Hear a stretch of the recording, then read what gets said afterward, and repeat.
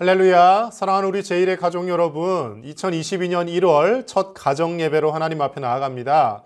올해부터는 우리가 가정예배 영상을 제작해서 또 가정에서 함께 예배 드리실 수 있도록 도움을 드리려고 합니다. 가정예배 분위기를 연출하기 위해서 우리 교회 원로 장로님이신 강선옥 장로님 가정에 제가 방문을 한 것은 아니고요. 강선옥 장로님 예전 가정예배 사진을 이렇게 함께 배경으로 써보았습니다. 가정예배, 가족들이 온 가족이 이렇게 함께 모여서 예배 드리는 것 같죠? 우리 가족들이 꼭 한 달에 한 번 가정예배 드리는 날을 정하셔서 꼭 주일이 아니셔도 좋습니다.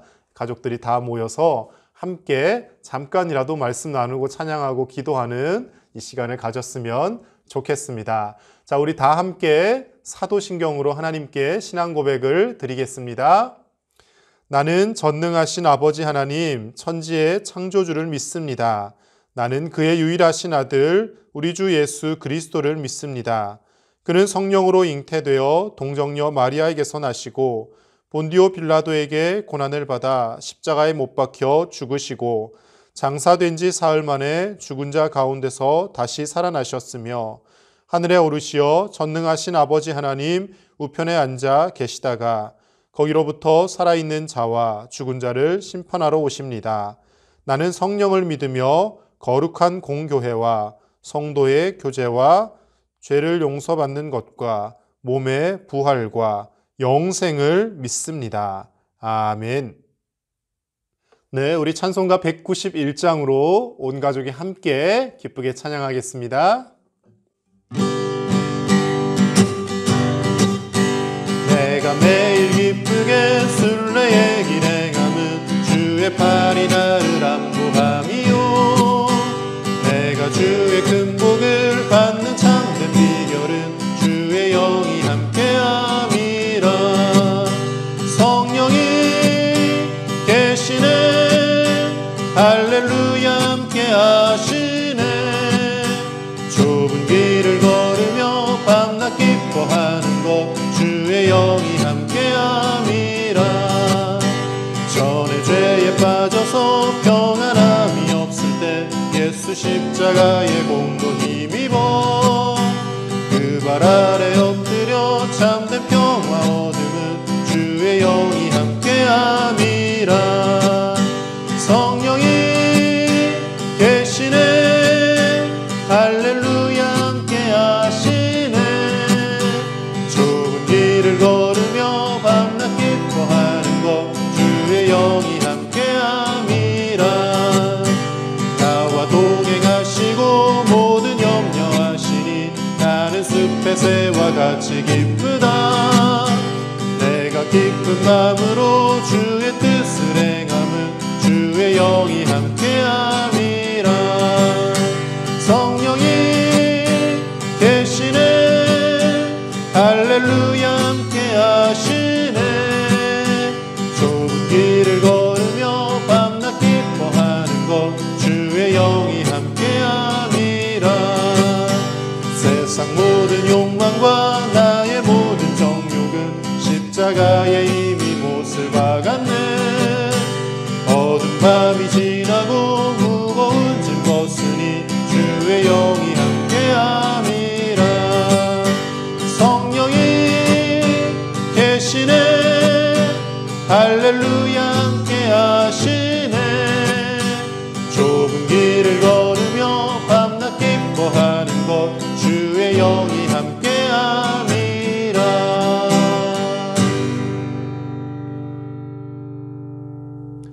자, 이 시간에는 가족 중에서 한 분이 대표해서 기도하시면 되겠습니다. 지금 이 시간엔 제가 기도하겠습니다. 하나님 아버지, 2022년 새해 1월 첫 가정예배로 가족들이 한자리에 모이게 하시니 감사를 드립니다. 올 한 해도 하나님을 신실하게 예배하며 하나님이 주시는 복과 은혜를 받아 누리는 우리 가정이 되게 하여 주시고 하나님께서 우리와 함께 하심을 믿고 담대하게 나아가는 믿음의 가족들이 다 되게 하여 주시옵소서. 이 시간 함께 말씀을 나눌 때 하나님의 은혜가 넘치게 하실 줄 믿사오며 예수님의 이름으로 기도드립니다. 아멘. 하나님의 말씀 시편 4편 5절에서 8절 말씀을 우리 가족들이 돌아가면서 한 절씩 읽도록 하겠습니다. 의의 제사를 드리고 여호와를 의지할지어다. 여러 사람의 말이 우리에게 선을 보일 자 누구뇨 하오니 여호와여 주의 얼굴을 들어 우리에게 비추소서. 주께서 내 마음에 두신 기쁨은 그들의 곡식과 새 포도주가 풍성할 때보다 더하니이다. 내가 평안히 눕고 자기도 하리니 나를 안전히 살게 하시는 이는 오직 여호와이시니이다. 아멘. 우리 함께 하나님을 의지하는 가정이 받는 복이란 제목으로 말씀을 나누겠습니다. 2022년 새해가 시작된 지도 벌써 한 달이 훌쩍 지났습니다. 긴 터널과 같은 이 코로나의 시간이 여전히 계속되고 있고요. 평범한 일상을 회복하기가 쉽지 않아 보이지만 그러나 하나님께서 여전히 우리 가정을 지키고 계시는 줄로 믿습니다. 그동안 우리가 이런 큰 어려움을 겪지 않고 살아서 평범한 일상이 얼마나 소중한지를 잘 몰랐다면 이 긴 어려움을 통하여서 하나님께서 정말로 큰 은혜를 우리에게 부어주고 계셨구나. 그것을 더 생각하고 깨닫는 소중한 시간이 되었으면 합니다. 오늘 시편의 본문 말씀은 다윗이 자신의 아들인 압살롬에게 쫓겨서 도망다니며 지었던 시라고 알려져 있습니다. 자신이 낳은 아들이 자신의 생명을 위협하는 그런 가슴 아픈 시간들, 그리고 한 나라의 왕이었다가 졸지에 쫓기는 도망자 신세가 된 다윗, 그가 겪는 고통이 얼마나 컸겠습니까? 그런데 이런 비참하고 힘든 시간임에도 불구하고 다윗은 5절 말씀에서 의의 제사를 드리고 여호와를 의지할지어다 이렇게 힘을 주어 이야기하고 있습니다. 다윗은 하나님을 의지하는 자는 반드시 고통과 힘든 시간이 있을지라도 하나님께서 그 시간 속에서 건져주신다는 것을 믿고 있었기 때문에 이 상황 속에서도 하나님께 의의 제사를 드리고 예배할지어다라고 고백할 수 있었던 것이죠. 이 다윗의 고백을 통해 하나님을 의지하는 자가 받는 복이 무엇인지 함께 나누어 보도록 하겠습니다. 첫 번째로요, 하나님을 의지하는 자는 상황과 조건에 지배되지 않는 기쁨이 있습니다. 다윗은 7절 말씀에서 주께서 내 마음에 두신 기쁨은 그들의 곡식과 새 포도주가 풍성할 때보다 더하니이다 라고 이렇게 고백하고 있습니다. 여러분, 지금 비록 도망자 신세이고 자식에게 배신당한 그런 가슴 아픈 상황일지라도 다윗은 그런 어려운 상황에서도 하나님이 나와 함께 하신다는 그 믿음으로, 하나님이 나를 지켜주신다는 믿음으로 기뻐하며 살아갈 수 있었다라는 것을 말씀을 통해 보여주고 있는 것입니다. 길어진 코로나로 인하여서 경제적 풍요로움이 예전만 못한 것이 사실입니다. 가족들이 다 함께 모여서 웃고 또 여행을 다니고 마음껏 식사를 하고 할 수 있는 그런 상황도 되지 못합니다. 여러 가지 어려운 상황이고요. 심지어 병원조차도 마음 놓고 갈 수 없는 상황이기는 하지만 그러나 이 상황에서도 우리가 기뻐할 수 있는 이유는 하나님께서 우리와 함께 하시고 지금 이 시간도 하나님을 예배하는 우리 가정을 주셨기 때문에 우리는 기뻐할 수 있는 줄로 믿습니다. 그래서 고난은 때로는 믿음을 시험하는, 믿음의 상태를 파악하는 중요한 도구가 되어지기도 합니다. 힘들고 어려운 고난의 순간이 다가왔을 때 믿음을 내팽겨치고 하나님을 떠나는 사람이 있는가 하면 이 어려움과 힘든 고난 때문에 오히려 더 하나님께 기도하고 하나님을 붙드는 사람들이 있더라는 것이죠. 사랑하는 우리 가정이, 우리 모든 가족들이 이 힘들고 어려운 코로나의 시대에 하나님을 더 붙들고 하나님이 우리의 마음속에 주신 풍성한 기쁨을 더 누리며 믿음으로 살아갈 수 있기를 간절히 소망합니다. 두 번째로 하나님을 의지하는 자는 고난 중에도 평안한 삶을 살아가게 됩니다. 여러분, 지금 다윗은 평안히 눕고 잠자고 할 수 있는 상황이 결코 아닙니다. 아들 압살롬에 의해서 쫓기고 있다고 말씀드렸잖아요. 언제 자신의 목숨이 달아날지 모르는 위험한 순간임에도 불구하고 다윗은 내가 평안히 눕고 평안히 잠자기도 하리니 이렇게 고백합니다. 다윗이 평안할 수 있었던 이유가 무엇입니까? 8절에 이어지는 말씀에서 그는 고백합니다. 나를 안전히 살게 하시는 이는 오직 여호와이시니라. 나를 안전하게 지켜주시는 분은 하나님밖에 계시지 않는다라는 겁니다. 여러분, 지금 위험한 시대를 우리가 살고 있지 않습니까? 언제 코로나에 감염될지 몰라서 마스크를 꼭꼭 쓰고 또 사람들과의 접촉도 최대한 피하려고 합니다. 여러분, 조심해야 됩니다. 상식적인 선에서 의료진들이 이야기하는 모든 그런 방역 수칙들을 잘 지키며 살아야 합니다.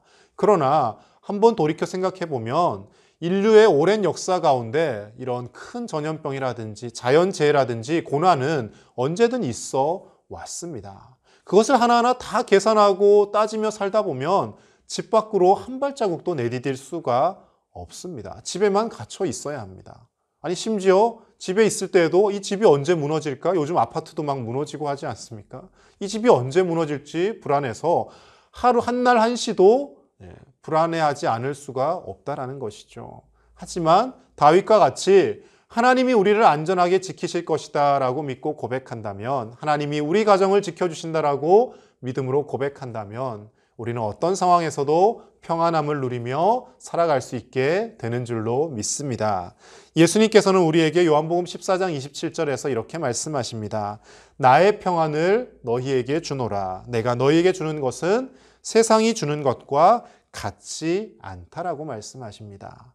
세상 사람들은 많은 풍요로움을 누리고 많은 것을 손에 쥐고 그리고 내가 생각했던 계획대로 모든 일이 잘 풀리고 이루어져야 평안할 수 있다면, 우리 믿음의 사람들은 상황이 좋지 않다 할지라도, 때로는 내 계획이 실패한다 할지라도 하나님이 우리를 안전히 지키신다는 그 믿음으로, 하나님이 우리 가정 가운데 주인 되어 주신다라는 그 믿음으로 언제나 평안을 누리며 살 수 있게 되는 줄로 믿습니다. 세상이 주는 평안이 아니라 하나님이 주시는 참된 평안을 누리며 올 한 해도 더욱 하나님을 의지하고 하나님을 신실하게 예배하는 우리 복된 가정이 되시기를 주님의 이름으로 간절히 축복합니다. 함께 기도하겠습니다.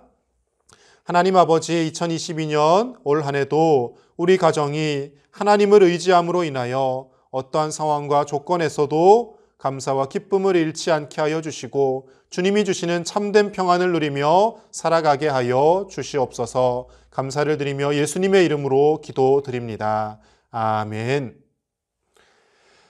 자, 이제 우리 가족들이 함께 잠깐 삶의 고백들을 나누어 보았으면 좋겠습니다. 첫 번째로는 삶의 어렵고 힘든 시간 중에도 하나님이 주신 기쁨이 내 마음속에 있었던 경험을 가족들이 돌아가면서 함께 나누어 보시면 좋겠습니다. 나는 이런 힘든 일이 있었는데 하나님이 그때마다 이런 기쁨을 주셨습니다 라고 함께 나누어 보시면 좋겠고요. 두 번째로는 위험한 순간, 정말 내가 어렵고 힘들었던 순간 하나님이 지켜주셔서 내가 안전할 수 있었다. 살다 보면 그런 일들 있잖아요. 발을 헛디뎌서 넘어질 뻔하였는데 다행히 넘어지지 않았다. 또 차에 칠 뻔했는데 다행히 정말 이건 말로 설명할 수 없는 어떤 기적적인 방법으로 차에 치지 않았다. 다양한 경험들이 있으실 겁니다. 가족들이 함께 나누어 보시며 하나님께서 우리 가정을 얼마나 사랑하시는지, 안전하게 지켜주셨는지 하나님의 은혜를 나누어 보았으면 좋겠습니다. 그렇게 함께 나누어 보시고요. 우리 이제 주기도문으로 예배를 마치도록 하겠습니다. 하늘에 계신 우리 아버지, 아버지의 이름을 거룩하게 하시며 아버지의 나라가 오게 하시며 아버지의 뜻이 하늘에서와 같이 땅에서도 이루어지게 하소서. 오늘 우리에게 일용할 양식을 주시고 우리가 우리에게 잘못한 사람을 용서하여 준 것 같이 우리 죄를 용서하여 주시고 우리를 시험에 빠지지 않게 하시고 악에서 구하소서. 나라와 권능과 영광이 영원히 아버지의 것입니다. 아멘. 우리 사랑하는 제1의 가족 여러분, 이렇게 우리 가족들이 함께 모여서 잠깐이라도 함께 또 순서지를 가지고 가족들이 자유롭게 인도하셔도 되고 또 영상을 보시고 함께 예배를 드리셔도 좋을 것 같습니다. 꼭 한 달에 한 번 가정 예배 드리며 가정에서 하나님의 임재와 기쁨을 누리며 살아가는 우리 모든 가족들 되시기를 간절히 축복합니다.